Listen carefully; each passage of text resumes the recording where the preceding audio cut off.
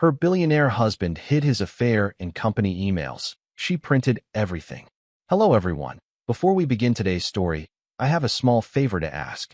Please hit subscribe and turn on the notification bell so you never miss our channel's new videos. It's quick, free, and the best way to support us in bringing you more dramatic stories.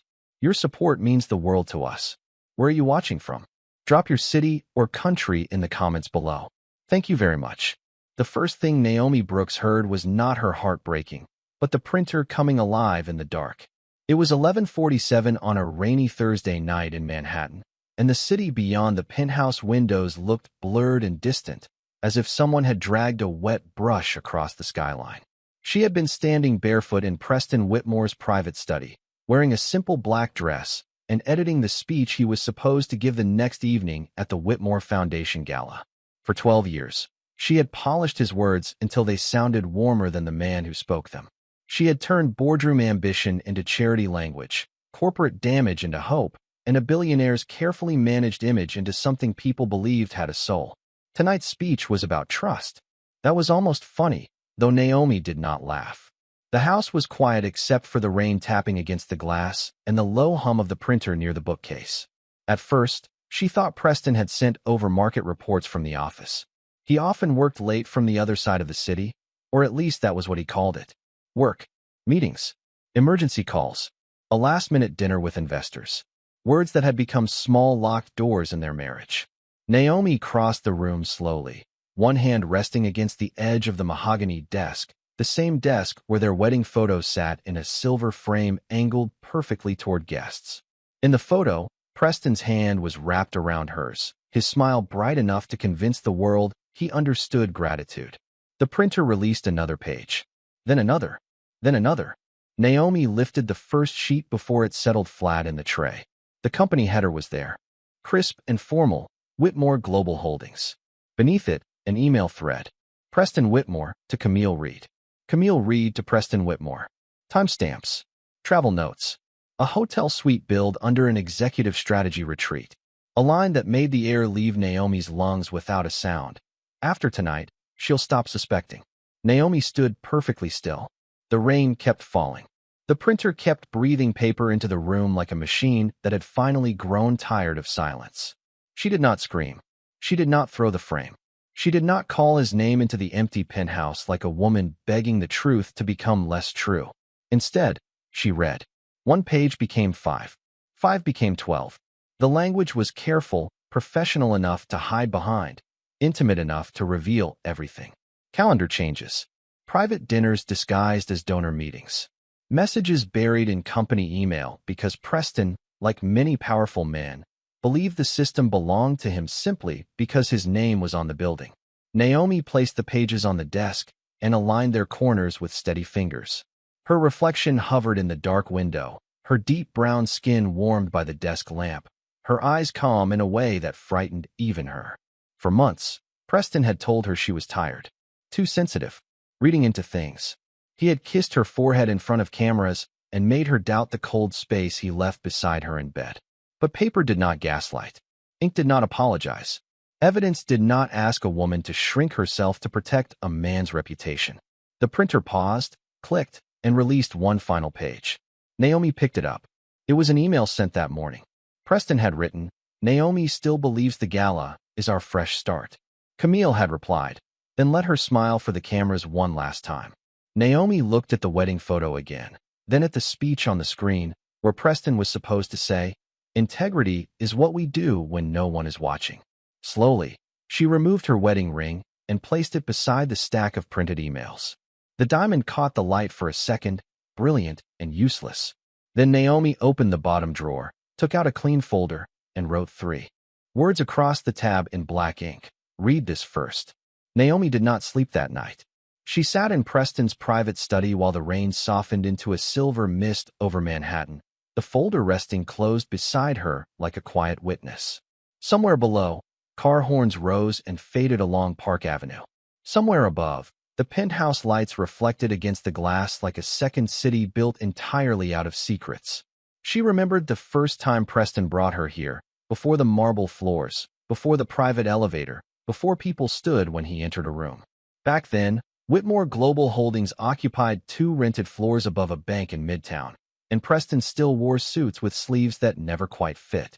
Naomi had been 22, fresh out of Howard University, carrying a notebook full of campaign ideas and a stubborn belief that business could still have a conscience.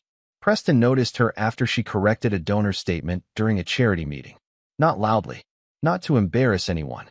She simply leaned forward and said the sentence would sound more honest if it named the community instead of using it as decoration. Preston stared at her for 3 long seconds, then smiled as if he had found a language he did not know he needed. 6 months later, she was writing his speeches. 2 years later, she was standing beside him at ribbon cuttings, school openings, hospital fundraisers, and late-night strategy sessions where coffee went cold before either of them remembered to drink it. He used to call her his compass. He said she saw people before she saw numbers, and that was why he trusted her.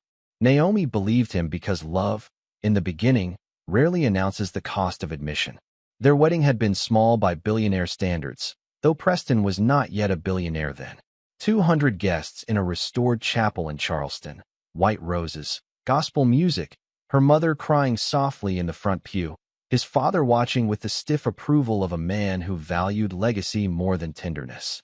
Preston held Naomi's hands and promised to honor the woman who had helped him become more than ambitious.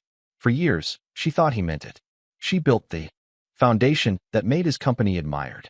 She convinced him to fund scholarships for students from neighborhoods investors usually ignored. She sat with mothers at community health clinics while Preston shook hands for cameras.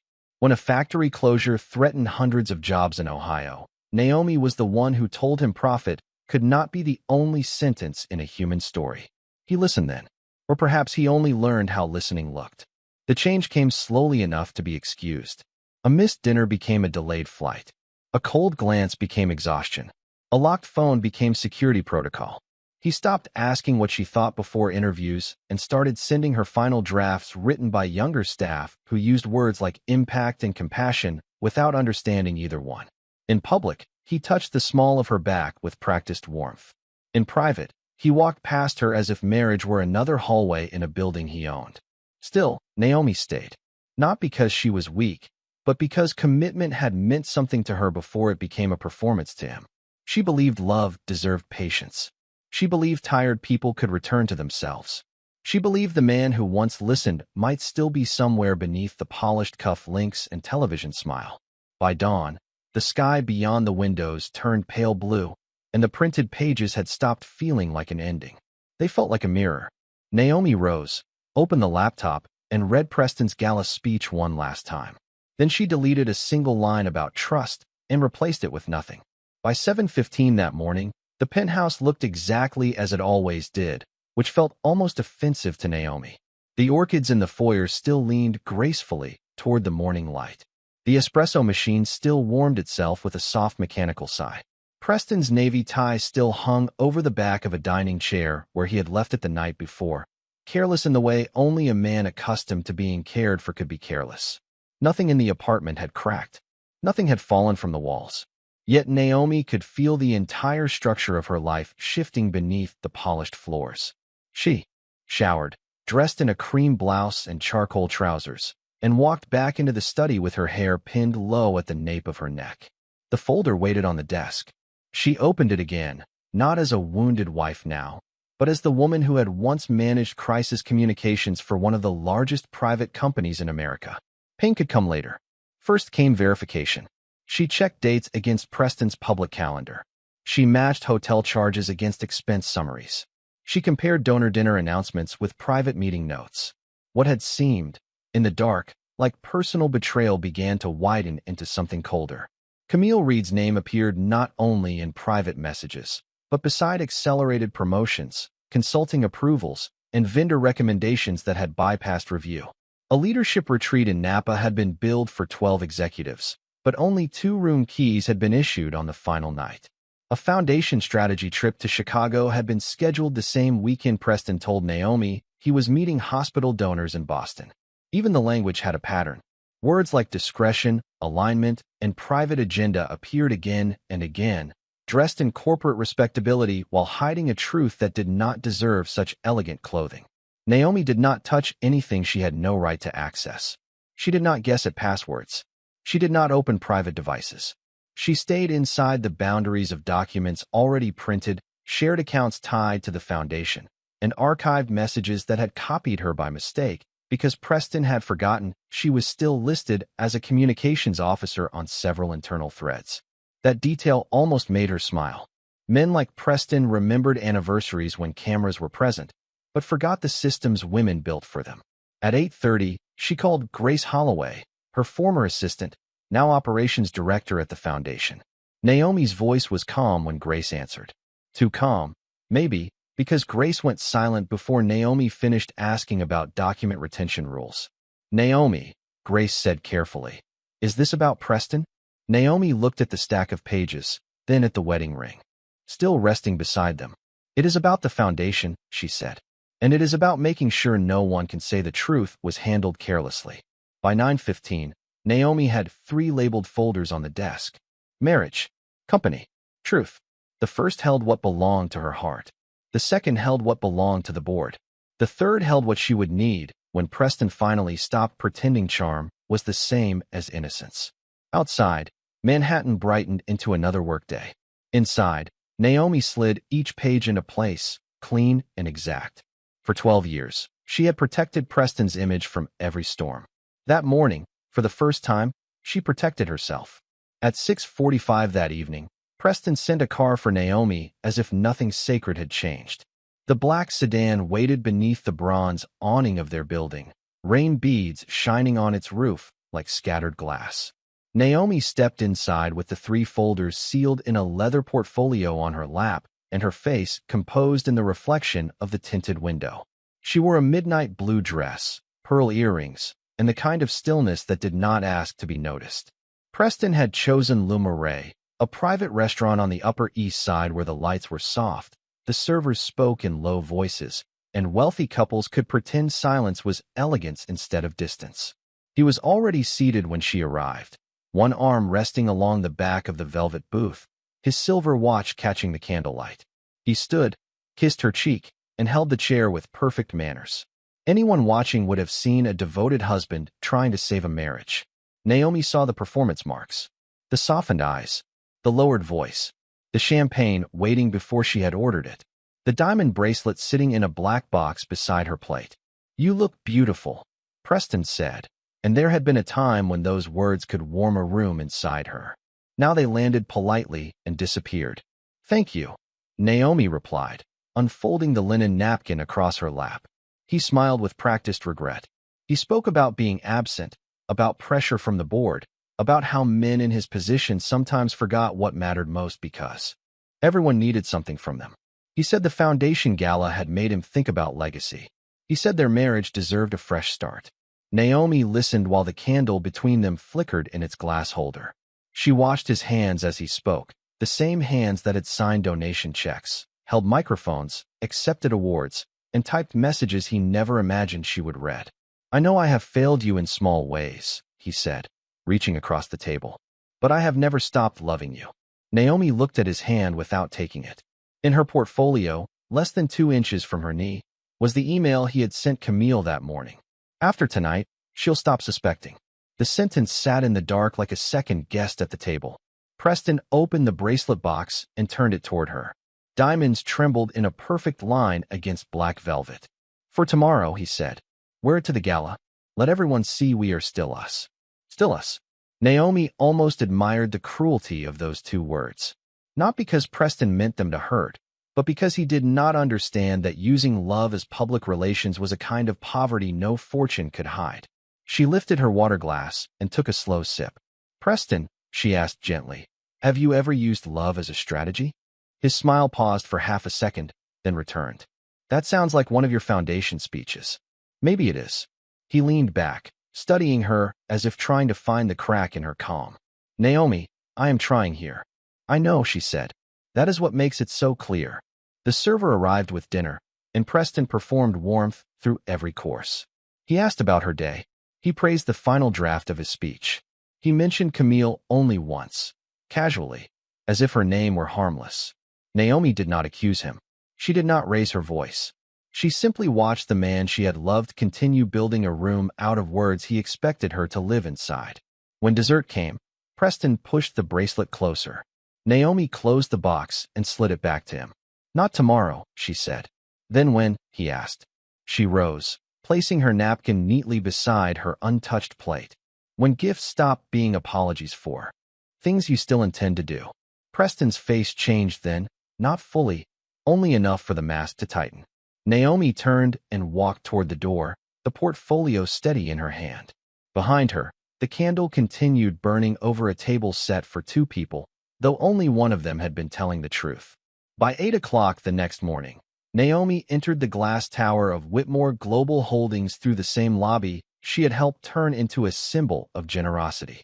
Sunlight poured through 40-foot windows onto polished stone floors, where a wall-sized digital display played images from the Foundation's scholarship programs, smiling students, ribbon cuttings, hospital wings, neighborhoods Preston mentioned only when cameras were near.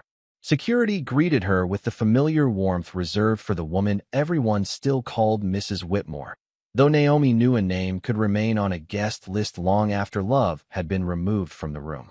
She wore a tailored black suit, low heels, and no jewelry except the small gold studs her mother had given her when she graduated from Howard University. In her right hand, she carried the leather portfolio. It was not heavy, but every page inside had weight. The executive boardroom waited on the 63rd floor, wrapped in pale oak, steel, and a view of Manhattan that made people feel powerful before they had earned wisdom. Preston stood at the head of the table, speaking to two directors near the screen. Camille Reed sat 3 chairs to his right in a white suit, her posture relaxed, her smile expensive and controlled. When Naomi entered, Camille's eyes moved first to Naomi's empty ring finger, then to the portfolio. The smile did not vanish, but it lost its shine. Preston crossed the room quickly. "I did not know you were coming this early," he said, lowering his voice. "The gala briefing is not until 10. Naomi looked at him with the calm courtesy she might offer a stranger blocking an elevator. "This is not about the gala." Before Preston could answer, Marcus Bennett stepped in behind her. He was not loud, not dramatic, just composed in a navy suit with a legal folder tucked beneath one arm. Preston recognized him. At once, every wealthy man recognized a lawyer who did not need to raise his voice. The chairman, Harold Voss, adjusted his glasses. "Naomi, is there something the board should be aware of?"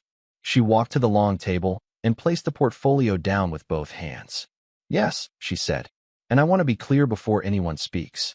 I am not here to embarrass my husband. I am not here to create a spectacle.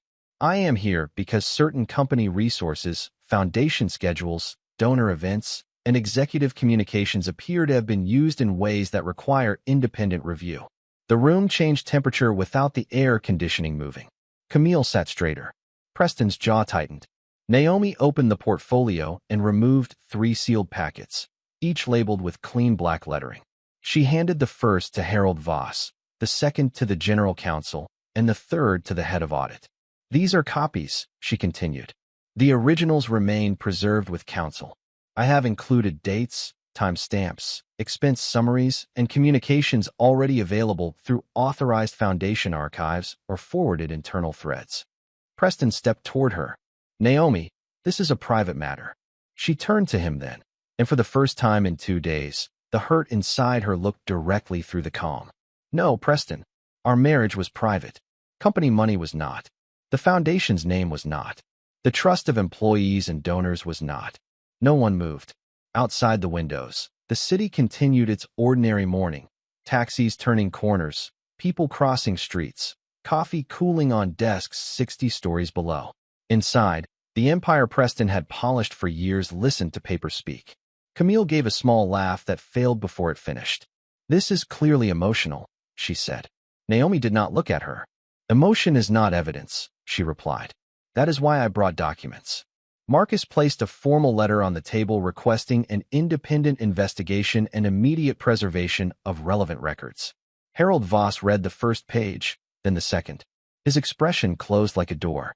Preston stared at Naomi as if seeing, perhaps for the first time, that the woman who had once protected his image understood exactly how images fall apart. Naomi gathered her empty portfolio and stepped back from the table. I spent 12 years helping this company sound honest, she said quietly.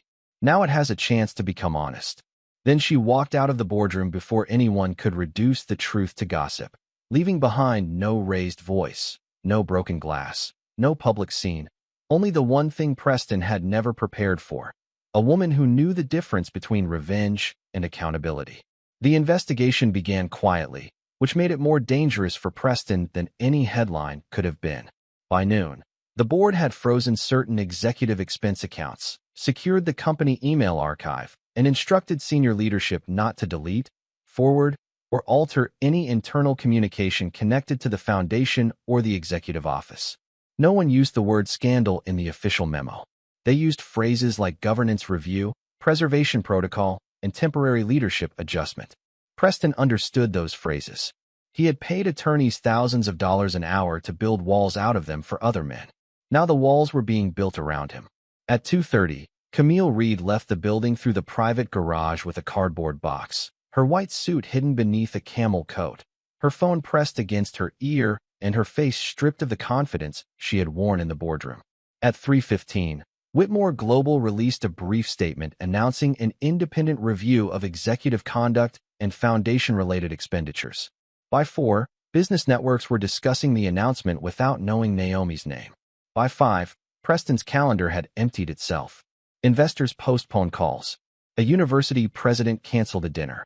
The mayor's office sent regrets for the gala. Power did not disappear all at once.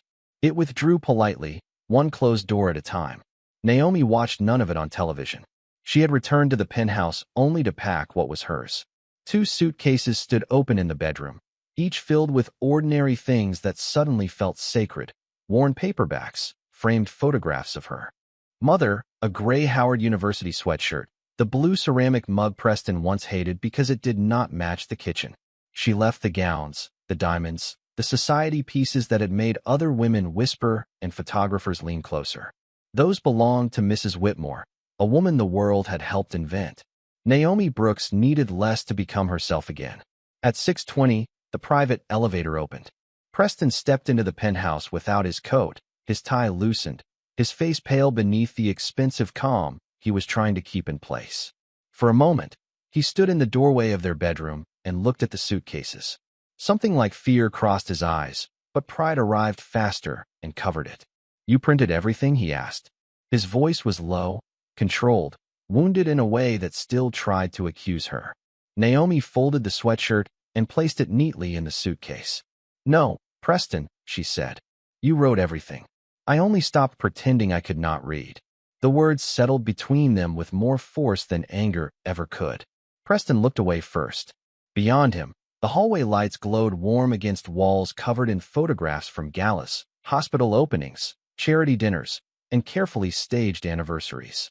Naomi could see the whole story now, not as love ruined by one mistake, but as a house slowly filled with locked rooms.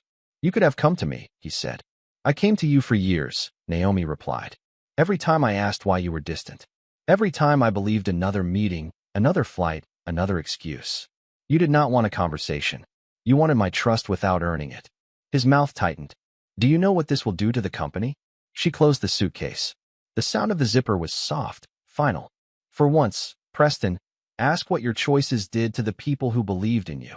He had no answer, not one that did not sound small. He walked to the window and looked down at Manhattan, the city he had spent his life trying to own from a higher floor. Naomi lifted her wedding ring from the dresser where she had placed it that morning and set it beside his cufflinks. "I am not taking anything that requires me to keep lying," she said.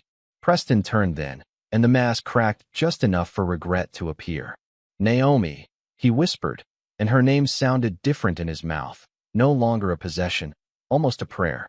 She paused at the bedroom door with one suitcase in each hand. "Learn from this," she said. "Not because it will bring me back, because somebody in your life deserves the truth before they have to print it." Then she walked into the elevator, leaving him in the penthouse they had once called home.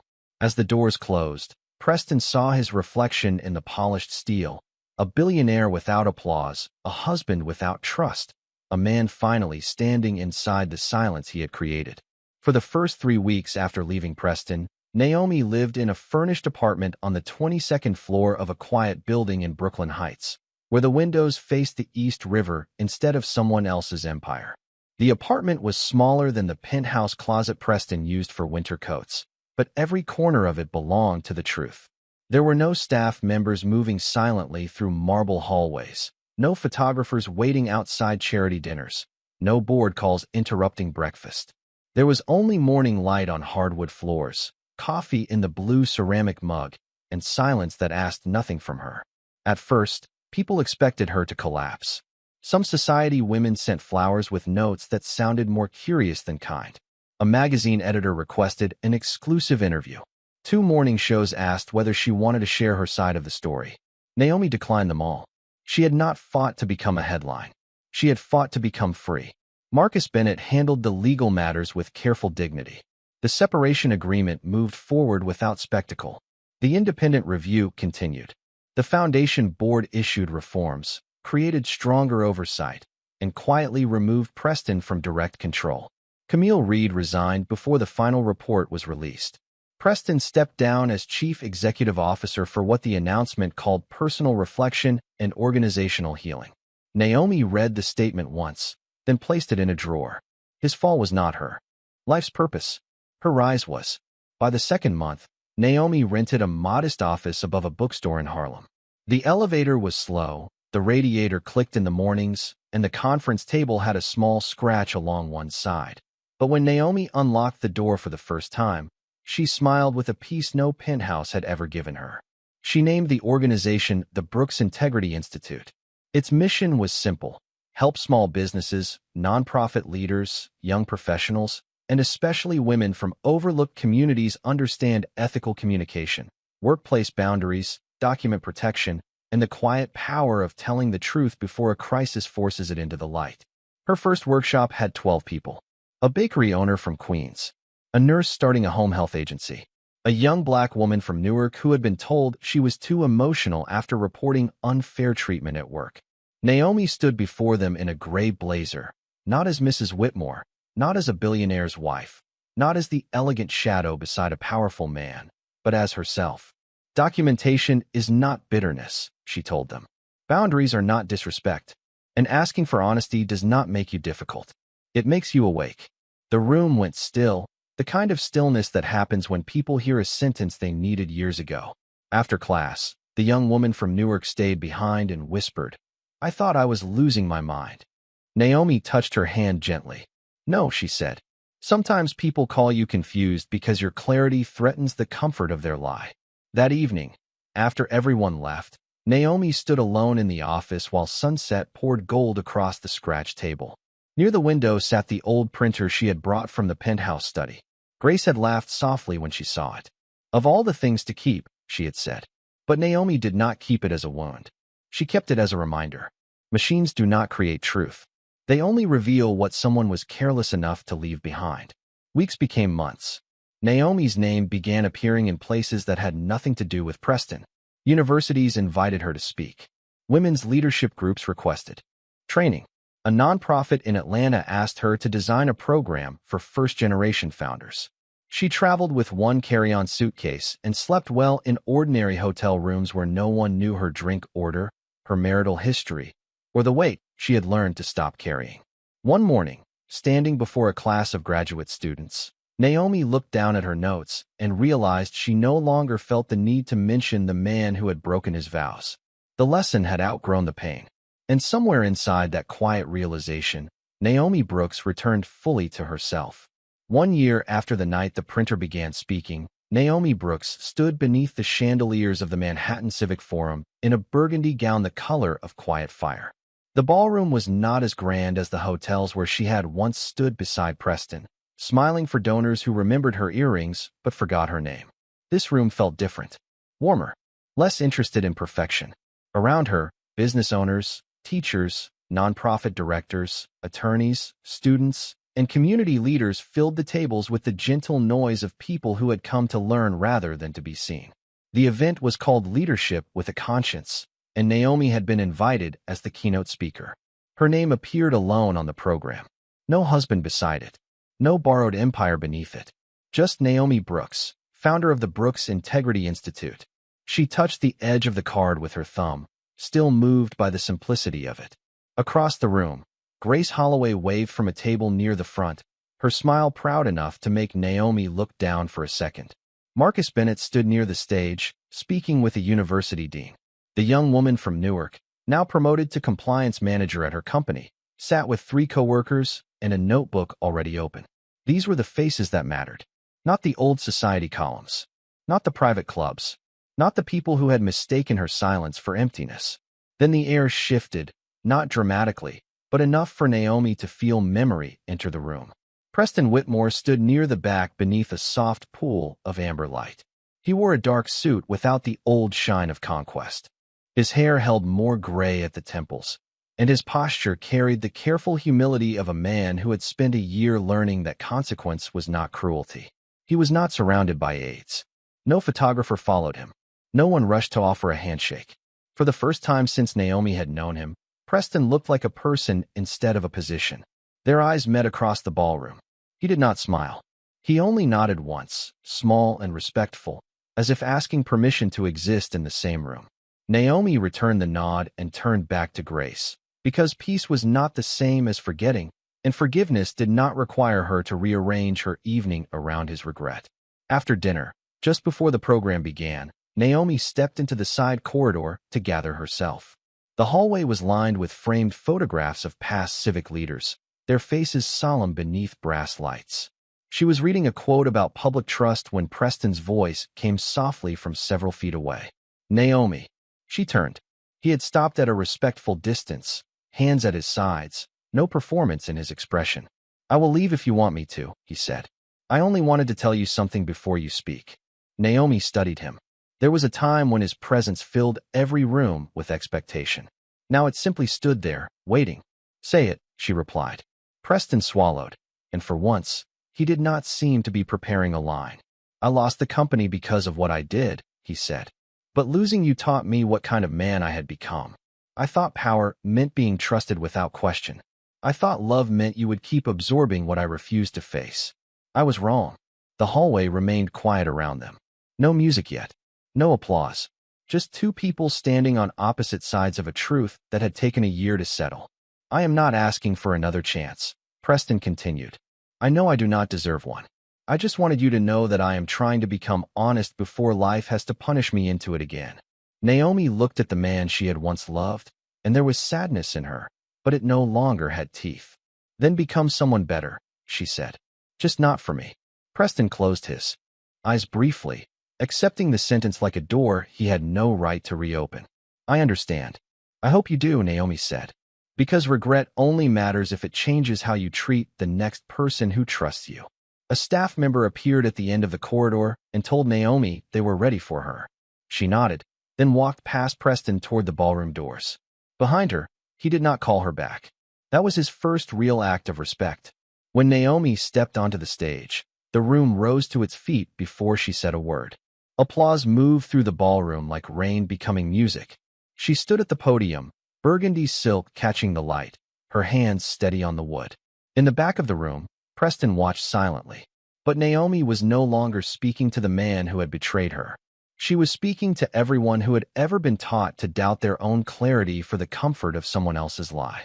Naomi waited until the applause softened before she began. For a moment, she simply looked at the room, at the students leaning forward, at the founders with tired eyes and brave notebooks, at the women who had learned to smile in meetings where their warnings were called attitude, at the men and women who still believed leadership could be more than polished language on a website. The microphone did not shake beneath her hands. The burgundy gown held the light gently, but nothing about her needed decoration anymore. When people talk about integrity, she said, they often make it sound grand. A mission statement, a company value, a word painted on glass walls. But integrity is usually much smaller than that. It is the email you do not send, the expense you do not hide, the apology you make before a lawyer requires it, the truth you tell while telling it still costs you something. The room became completely still. Naomi did not mention Preston by name. She did not describe the affair. She did not turn her private pain into entertainment for people who had come to be fed something deeper than gossip. Instead, She spoke about systems that protect powerful people until ordinary people begin believing silence is their only safe option. She spoke about documenting concerns without becoming consumed by bitterness, about asking questions in writing, about keeping personal dignity even when someone else has abandoned theirs. Evidence matters, she continued, but so does the spirit in which we carry it.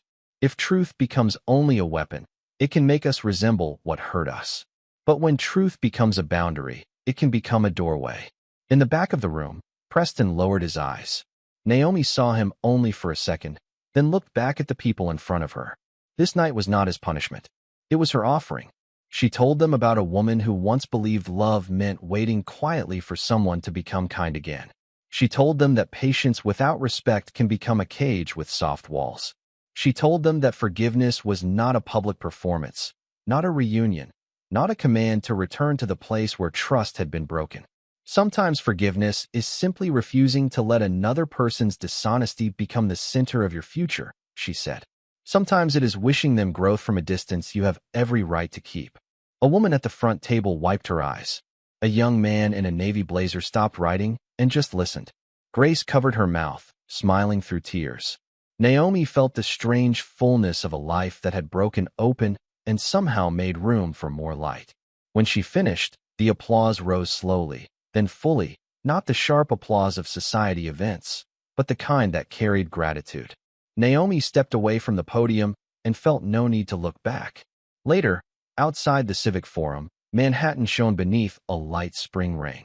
The sidewalk glimmered under street lamps. Cars moved along the avenue in smooth ribbons of red and white.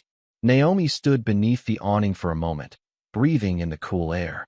Her phone buzzed with messages from students, colleagues, and women she had not yet met but somehow had reached. Marcus offered to call her a car, but she smiled and said she wanted to walk a few blocks. For years, her life had been arranged around entrances and exits other people controlled. Tonight, choosing the sidewalk felt like freedom. As she walked, her hand slipped into the pocket of her coat and touched the small stack of new business cards. Naomi Brooks, founder, the Brooks Integrity Institute. No borrowed last name. No title attached to a husband's empire. Just her work, her name, her purpose. She passed a print shop still open near the corner, its front window glowing white against the rain. Inside, a machine hummed steadily, feeding paper into the light. Naomi paused, not with pain, but with recognition. Once, printed pages had ended the life she thought she needed. Now, words on paper were helping her build one that could not be taken from her by betrayal. She continued down the avenue, the city reflecting around her like 1,000 small beginnings. Behind her, a man finally had to live with the truth. Ahead of her, a woman walked freely into the life she had chosen. And for Naomi Brooks, that was justice.